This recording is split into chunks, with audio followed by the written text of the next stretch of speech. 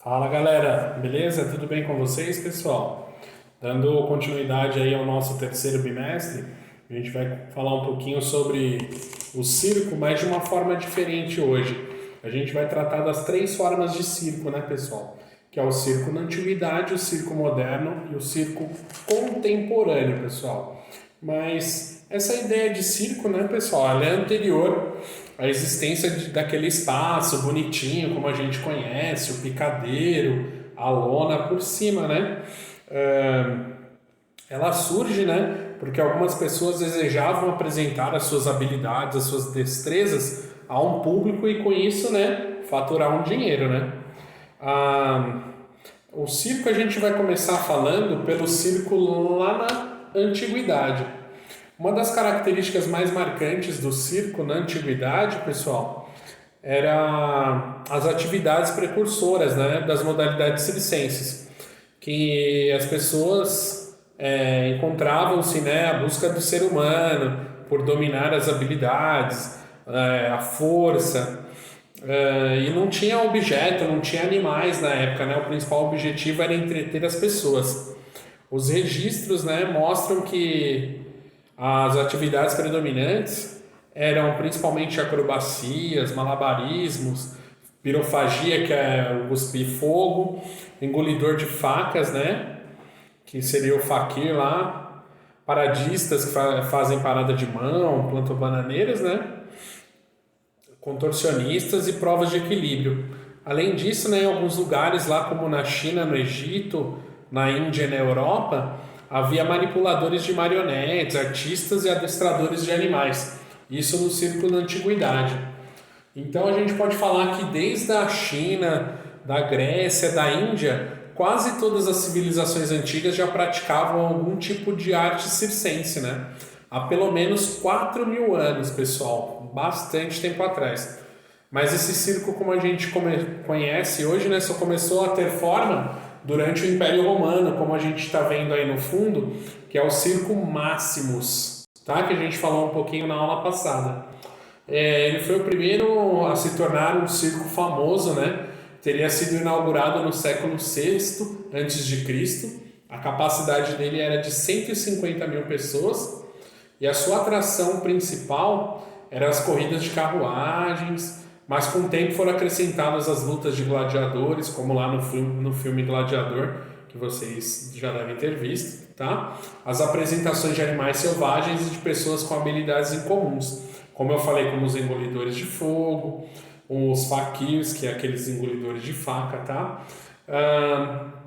Com o passar do tempo, né, infelizmente esse circo, o Circo Maximus, ele foi destruído por um grande incêndio e por isso ele foi substituído em 40 a.C. pelo Coliseu, cujas ruínas até hoje compõem o cartão postal número 1 de Roma, né?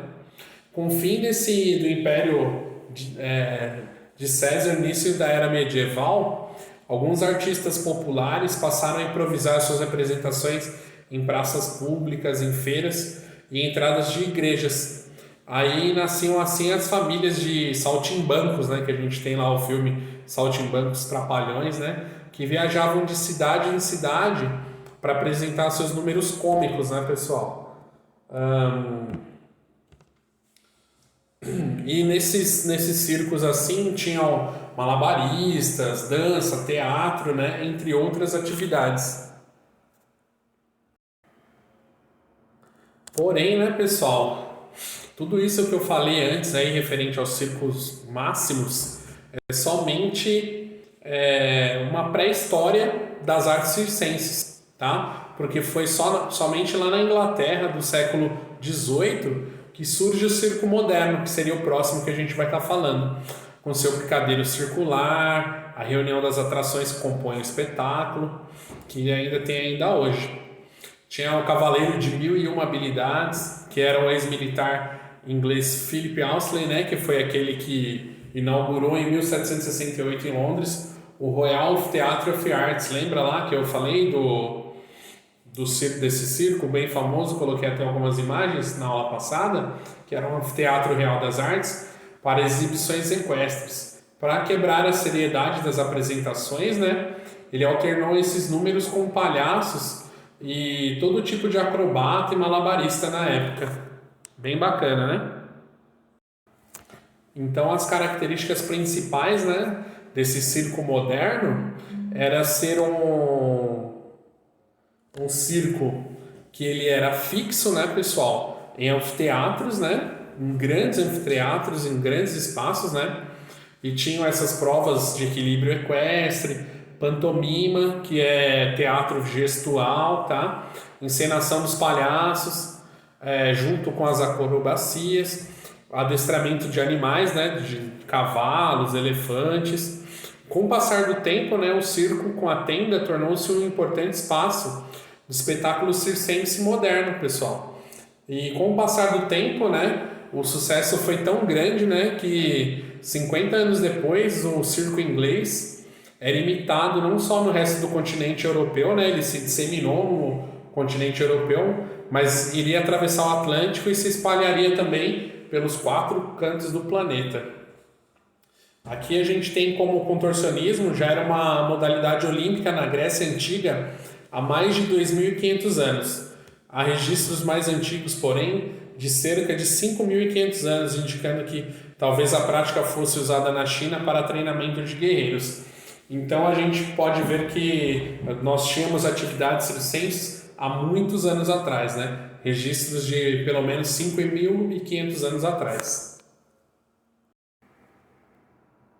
Aqui eu coloquei ao fundo a foto do ex-militar, senhor inglês Philip Astley, que foi o cara que inaugurou em 1768 o Anfiteatro Real das Artes, que é considerado o primeiro circo moderno que nós temos registro.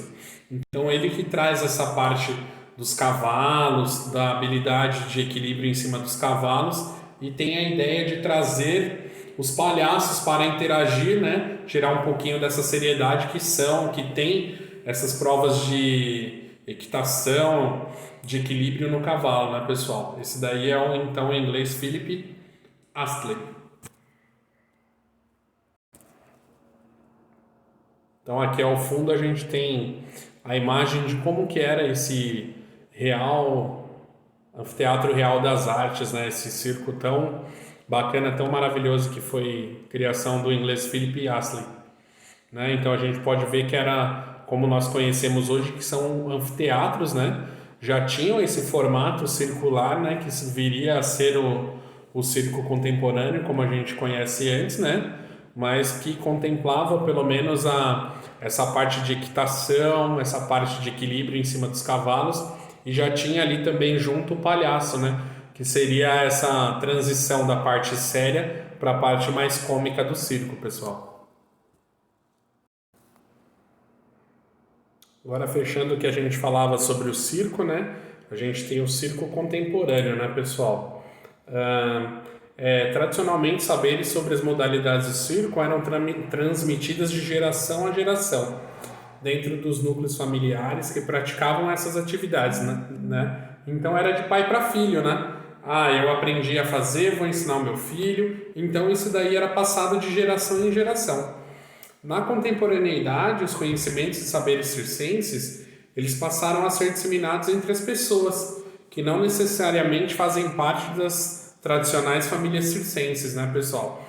Desse modo, atualmente, todos os que têm interesse em fazer parte das trupes, né, que são os coletivos de artistas do circo, podem delas também estar participando, né? Outra característica muito marcante do circo atual é a diminuição da presença dos animais em espetáculos, os quais passaram a ser organizados em torno de performances humanas, né? E depois a gente tem na nossa apostila que a gente leu na aula passada, referente à proibição do uso de animais no circo, né? Eu acho que isso foi uma atitude muito bacana, que assim, geralmente, você pega os grandes circos lá, né, Stankovic, Circo de Nápoles, eles ainda tinham algumas condições para estar tratando esses animais de uma forma bacana. Mas você pega os circos pequenos aí, muitas vezes eu vi reportagens aí de tigres, de leões aí passando fome, magros, que dá muita dó, né? Então, se a pessoa não consegue manter o circo, então é melhor não mantém esses animais também no circo, né, pessoal? Tem uma pequena apresentação falando um pouquinho, mostrando um pouquinho o que é esse circo contemporâneo. Eu vou tirar a minha imagem aqui e vou deixar passando para vocês um pouquinho aí, beleza?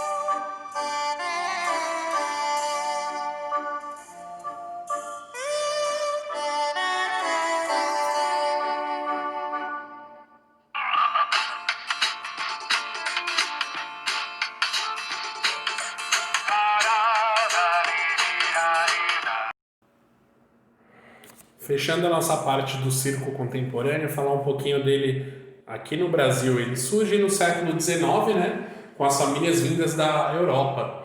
Essas famílias se manifestavam, né, em apresentações teatrais. Depois os ciganos, né, vindos também da Europa, apresentavam-se ao público, demonstrando habilidades como a domar de ursos, cavalos, né, o ilusionismo também, muito conhecido pelos ciganos. Essas manifestações artísticas eram de grande aceitação do público, né, pessoal? O público brasileiro gosta muito dessas atrações perigosas, malabares, em trapézios, domadores de animais também, né? O circo chega no Brasil e ele cria uma escola. Em 1982 foi aberta a Escola Nacional de Circo, né? Nessa escola, jovens aprendem as técnicas circenses e quando formados criam grupos, né? Passam a se apresentar ao público. Hoje nós temos a Nau de Ícaros, o Teatro de Anônimo, o Circo Escola Picadeiro, o Linhas Aéreas, a Intrépida Trupe, o Circo Mínimo, né? Que fazem parte do circo contemporâneo brasileiro. Beleza, pessoal? Então, agradecer a presença de vocês aí nessa aula, falando sobre a noção de circo da antiguidade, circo moderno e circo contemporâneo. Beleza? Obrigado, pessoal, e até mais!